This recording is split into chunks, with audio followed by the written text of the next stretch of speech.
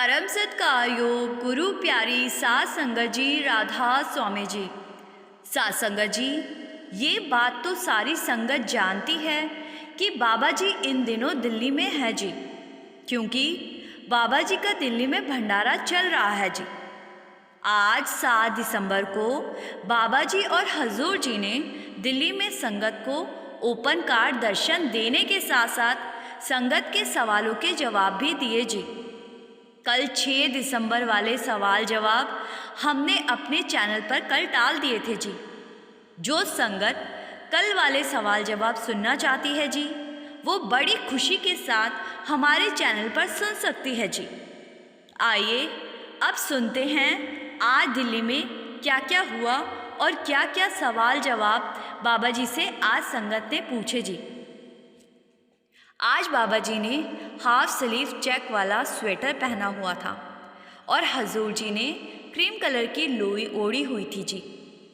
सत्संगकर्ता जी ने लगभग 35 मिनट का सत्संग किया जी और उसके बाद कुछ शब्द गाए गए जी।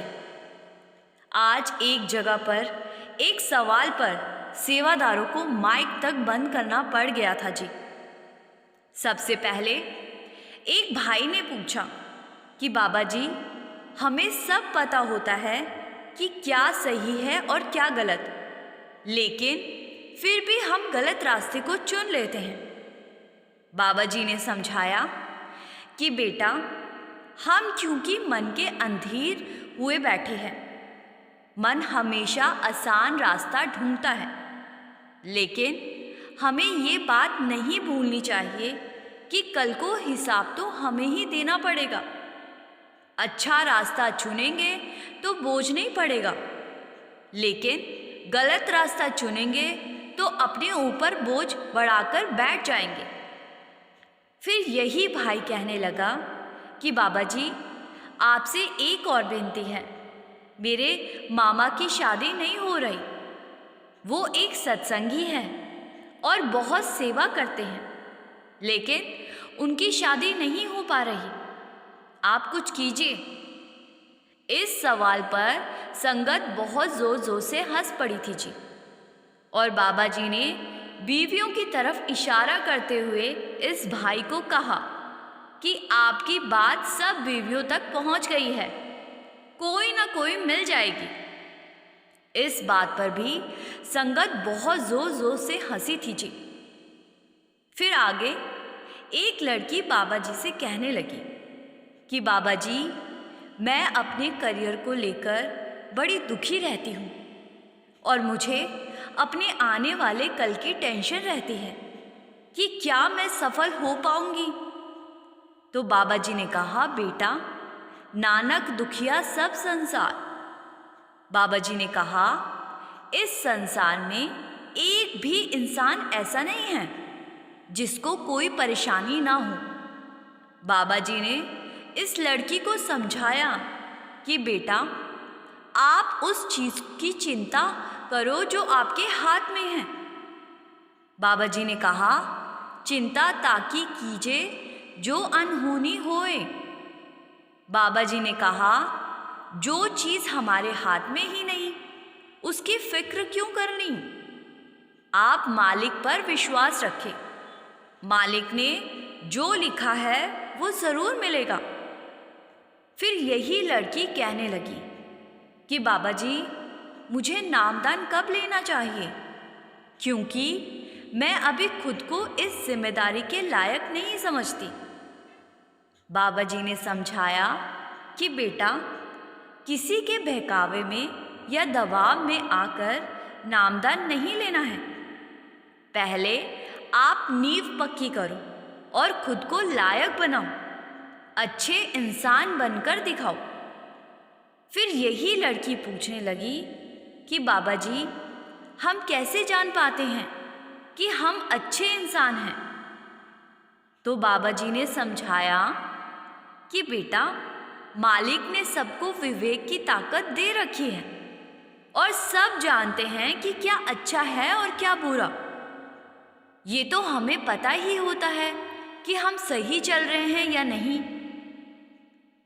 फिर आगे एक भाई ने बाबा जी से पूछा कि बाबा जी, मेरे परिवार वाले देवी देवताओं की पूजा करते हैं, तो क्या उन्हें ऐसा करना चाहिए? तो बाबा जी ने समझाया कि बेटा, बिल्कुल पूजा करनी चाहिए, लेकिन हमें भक्ति का एक लक्ष्य ध्यान में रखकर ही आगे बढ़ना चाहिए। अगर हम बिना किसी लक्ष्य के आगे बढ़ते जाएंगे तो हम कुछ हासिल नहीं कर पाएंगे। कहीं से भी जुड़ो, करनी तो मालिक की भक्ति ही है ना। देवी देवता जब हमारे दरमियान आते थे तो उन्होंने भी हमें उस एक मालिक की ही भक्ति के लिए कहा था। बाबा जी ने कहा, किसी भी धर्म में ये नहीं लिखा कि मालिक दो है। फिर यही लड़का बाबा जी से आगे कहने लगा जी कि बाबा जी, मेरा दोस्त भी यहाँ बैठा है और उसका बोर्ड का एग्ज़ाम है, आप उसको ऑल द बेस्ट बोल दो। ये सुनकर संगत बहुत ज़ोर ज़ोर से हंसी थी जी। और बाबा जी कहने लगे कि बेटा, मैं तो खुद ही पढ़ाई नहीं किया करता था, मैं क्या उसकी मदद करूँगा। फिर आगे एक लड़की बाबा जी से रोते हुए कहने लगी कि बाबा जी, आप ही मेरे सब कुछ हो, आप ही आप हो, मेरे लिए चारों तरफ आप हो। ये लड़की लगातार एक ही बात बोले जा रही थी जी कि बाबा जी, आप ही आप हो, आप मुझे अपनी तरफ लगाए रखना। तो बाबा जी ने कहा, ओ बीबा, सांस ते ले ले। ये सुनकर संगत बहुत ज़ोर ज़ोर से हंसने लगी थी जी। बाबा जी के कहने के बाद लड़की फिर से नॉन स्टॉप शुरू हो गई जी। तो बाबा जी ने फिर से हंसते हुए कहा कि बेटा, या तो तू बोल ले या मुझे भी बोलने का मौका दे दे। तो इस बात पर भी संगत बहुत ज़ोर ज़ोर से हंसी थी जी और हजूर जी भी बहुत हंसे थे जी। फिर लड़की चुप हो गई। तो बाबा जी ने कहा कि बेटा, मालिक सबके साथ है, अभी हमें दिखाई नहीं देता, इसीलिए हम मालिक का एहसास नहीं कर पाते। आप अपनी तरफ से करनी पर ध्यान दो, लफ्ज़ों से कुछ नहीं मिलने लगा। फिर यही लड़की कहने लगी कि बाबा जी, मेरी दीदी की शादी है, आप उन पर कृपा बनाए रखना। बाबा जी ने हाँ में सिर हिला दिया जी। फिर आगे एक लड़का बाबा जी से कहने लगा कि बाबा जी, मैं अपनी तरफ से सबके साथ अच्छा करता हूँ, लेकिन मेरे साथ हमेशा बुरा ही होता है। बाबा जी ने इस लड़के को समझाया कि बेटा, आपको गिनती में नहीं पढ़ना, अपनी तरफ से अच्छा करते जाओ। जो बुरा हो रहा है उसके बारे में ज़्यादा ना सोचा करो, अपनी तरफ से कोई कसर नहीं छोड़नी। फिर आगे एक लड़का बाबा जी से कहने लगा कि बाबा जी, मेरी बहन को मेरे मम्मी पापा कहते हैं कि तू आईपीएस बन जा या विदेश चली जा। तो उसको समझ नहीं आ रहा कि वो क्या करे। बाबा जी ने हंसते हुए कहा कि बेटा, पुलिस में जाएगी तो आदमियों को डंडे मारेगी, अब उसको डंडे मारना पसंद है तो पुलिस में जाना चाहिए। इस बात पर भी संगत बहुत हंसी थी जी। फिर यही लड़का कहने लगा कि बाबा जी, मेरा मन पढ़ाई में नहीं लगता। तो बाबा जी ने पूछा कि तेरा मन कहाँ लगता है, मुझे सब पता है। ये बात सुनकर भी संगत और हजूर जी हंसने लगे थे जी। फिर एक लड़की बाबा जी से पूछने लगी कि बाबा जी, मैं जब भी किसी काम को करना चाहती हूँ तो उसको शुरू करने से पहले मुझे अंदर से घबराहट होती है, मैं डर जाती हूँ। तो बाबा जी ने समझाया कि बेटा, घबराहट होना ठीक है, लेकिन खुद पर विश्वास रखें और डरने की ज़रूरत नहीं है। मालिक ने जो लिखा है वही होगा, आप सब कुछ मालिक पर छोड़ दें और अपनी तरफ से ईमानदारी से काम करें। कभी किसी के साथ गलत ना करें। फिर आगे यही लड़की कहने लगी कि बाबा जी, मेरे पेरेंट्स मेरी बहुत चिंता करते हैं। तो बाबा जी ने समझाया कि बेटा, सभी पेरेंट्स को अपने बच्चों की चिंता होती है, उनकी चिंता जायज़ है। आप उन्हें अपने पैरों पर खड़ा होकर दिखाएं, जिससे उन्हें खुशी मिलेगी।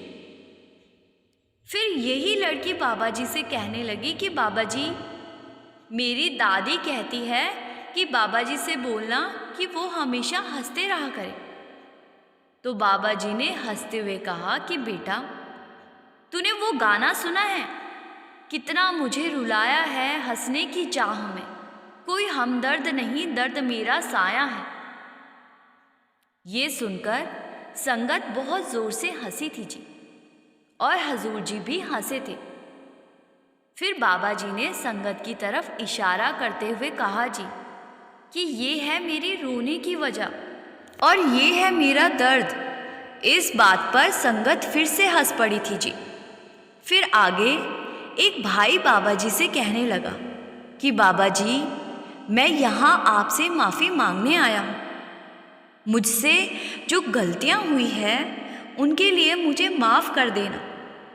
तो बाबा जी ने कहा कि बेटा, मैं कौन होता हूँ किसी को माफ़ करने वाला? माफ़ करने वाला तो वो एक मालिक है।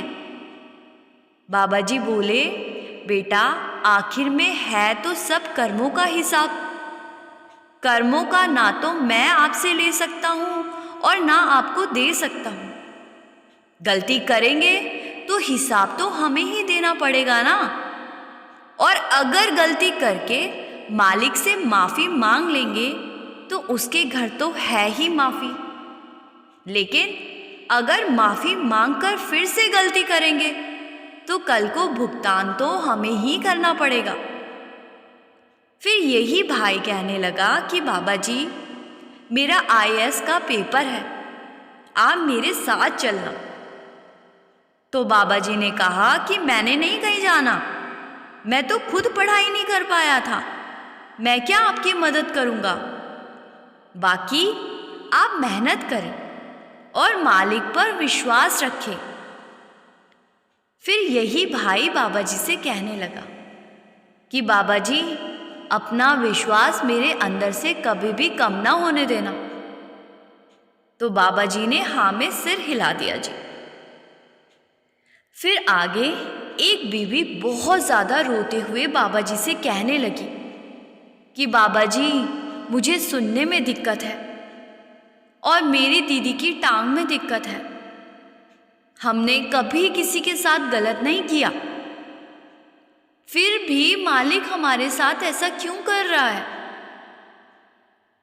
तो बाबा जी ने इस लड़की को समझाया कि बेटा, आप हिम्मत मत हारो, सब कुछ कर्मों का हिसाब होता है। मालिक पर विश्वास रखो, मालिक कभी किसी के साथ पक्षपात नहीं करता। बाबा जी ने आखिर में फिर से इस रोती हुई लड़की को कहा कि बेटा, आप हिम्मत ना हारो। फिर ये लड़की कहने लगी कि बाबा जी, मेरे माँ बाप भी हमारी वजह से बहुत परेशान होते हैं। तो बाबा जी ने कहा कि बेटा, माँ बाप की एक जिम्मेदारी होती है और माँ बाप अपने बच्चों की चिंता तो करते ही हैं। बाकी आप मालिक पर विश्वास रखो। फिर आगे एक लड़का बाबा जी से कहने लगा कि बाबा जी, मुझे बहुत गुस्सा आता है। तो बाबा जी ने कहा कि बेटा, गुस्से से कुछ हासिल नहीं होता। गुस्से से तो हम अपना काम बिगाड़ कर बैठ जाते हैं। अब अगर मैं आपसे गुस्से से बात करने लग जाऊं तो क्या आपको अच्छा लगेगा? इसीलिए बेटा, कोशिश करें कि जितना अपने आप को गुस्से से दूर रख सके उतना अच्छा है।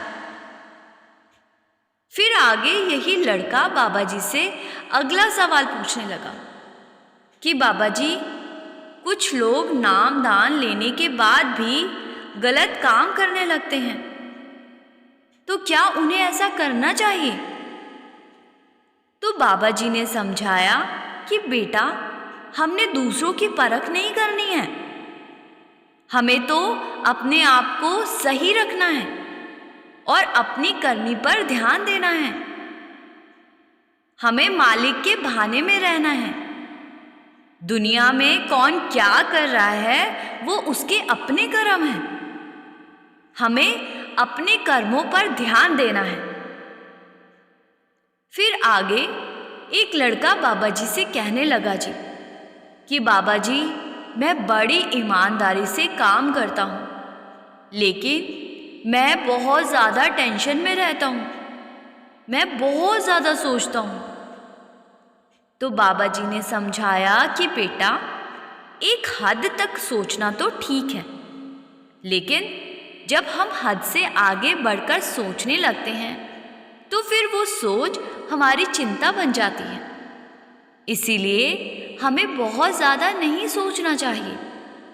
जो होना है वो उसके हुक्म से होना है।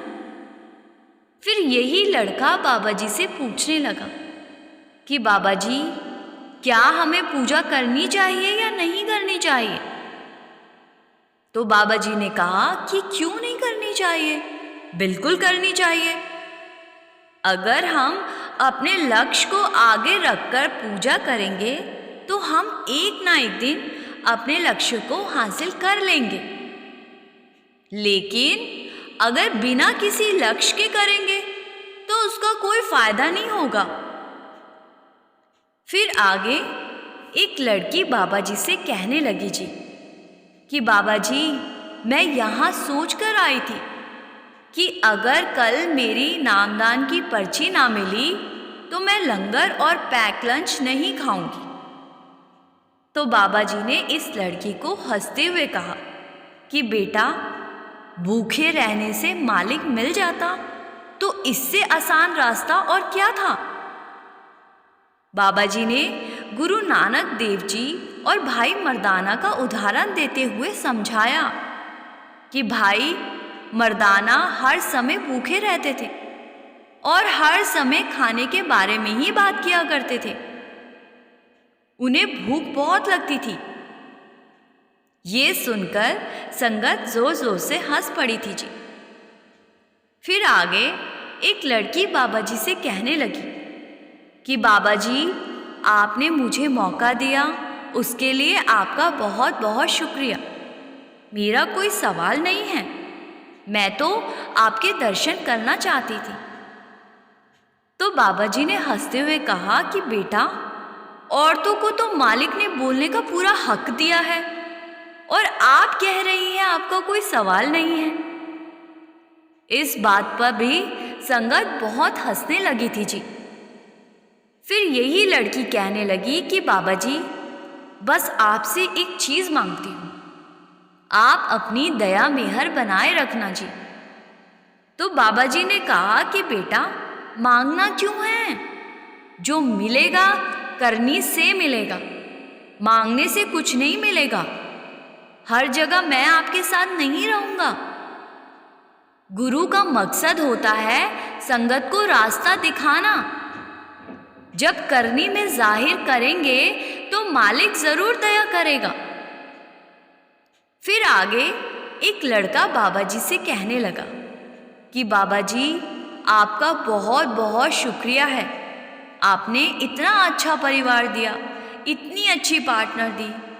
अभी मेरी शादी तो नहीं हुई, लेकिन वो भी यहीं कहीं पर बैठी हुई है। ये सुनकर सारी संगत हंसने लगती है जी। फिर यही लड़का बाबा जी से कहने लगा कि बाबा जी, मैं मेडिकल लाइन से हूँ और आप मुझे अपने पास कोई नौकरी दे दो। ये लड़का बार बार बाबा जी से नौकरी मांग रहा था जी। तो आखिर में सेवादारों को माइक बंद करना पड़ गया जी, क्योंकि ये जिद पर अड़ गया था जी। साध संगत जी, बाबा जी से जब भी सवाल पूछो तो परमार्थ के ऊपर पूछो, रूहानियत की बात करो। दुनियावी बातें पूछने से कुछ हासिल नहीं होगा जी। कुछ लोग जब इस तरह के सवाल करने लगते हैं तो सेवादारों को हार कर माइक बंद करना पड़ जाता है जी। साथ संगत जी, इसी के साथ मैं आपसे विदा लेती हूँ जी। ये सवाल जवाब आज दिल्ली में बाबा जी और संगत के बीच हुए थे जी। संगत से मेरी विनती है जी कि वीडियो को लाइक करने के बाद शेयर ज़रूर कर दीजिए जी, और कमेंट में राधा स्वामी लिखना मत भूले जी। गुरु प्यारी साथ संगत जी, राधा स्वामी जी।